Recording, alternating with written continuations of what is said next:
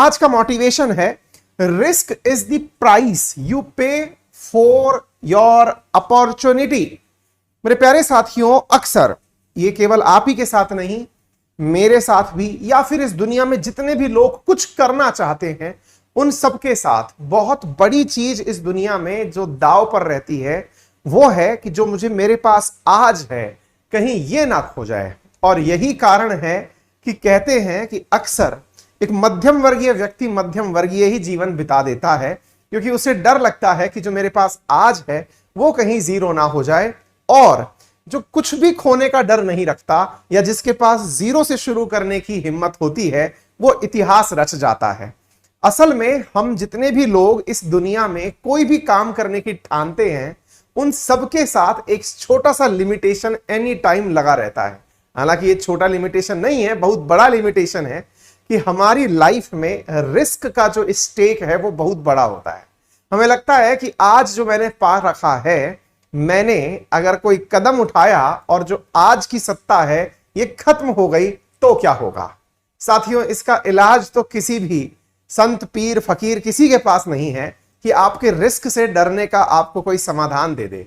लेकिन हां, मैंने अब तक छोटी मोटी लाइफ में जो थोड़ी बहुत रिस्क ली है, फिर चाहे कुछ छोड़ने की हो या कुछ पाने की हो, उनसे केवल इतना जरूर सीखा कि रिस्क को न्यूट्रलाइज करने के लिए आप अपने जहन में अपनी एक बेयर मिनिमम वैल्यू रखा करें।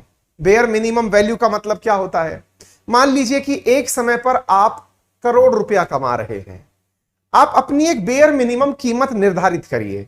वो कीमत कि यार अगर कुछ भी हो गया, मैं पूरी तरह से फेल मार गया, तो मैं यार इतना रुपया तो कमा ही लूंगा, चाहे फिर मुझे पताशी बेचनी पड़े, चाहे समोसे। कहने का अर्थ सिंपल है कि जीवन में जब भी आप कुछ करने के लिए विचार करें तो हमेशा सबसे बुरा क्या हो सकता है और उस बुरे में आप सरवाइव कैसे कर सकते हैं, बस इसका कैलकुलेशन लगा लें। जैसे आप में से मेरे बहुत सारे प्यारे दोस्त प्रिपरेशन करते समय मन में तो बहुत ज्यादा आता है।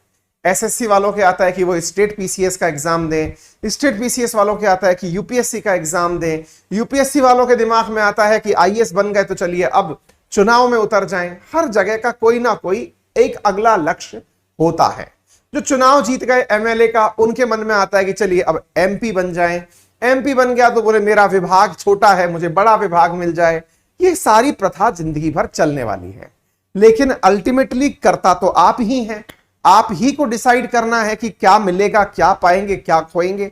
इलाज मुझे जो लगता है अपनी छोटी समझ में वो ये है कि एनी टाइम आप अपने लिए एक समय निर्धारित करिए कि यार अगर सब कुछ लुट गया तो मैं इतनी वैल्यू का आदमी तो बचूंगा, यानी इतना तो मैं कमा ही लूंगा। और फिर नंबर 2, अपनी जरूरतों को उसी के आधार पर कैलकुलेट कर लीजिए कि अगर मैं 10,000 रुपए भी कमाने वाला आदमी बचा तो क्या मैं जीवन जी सकता हूं।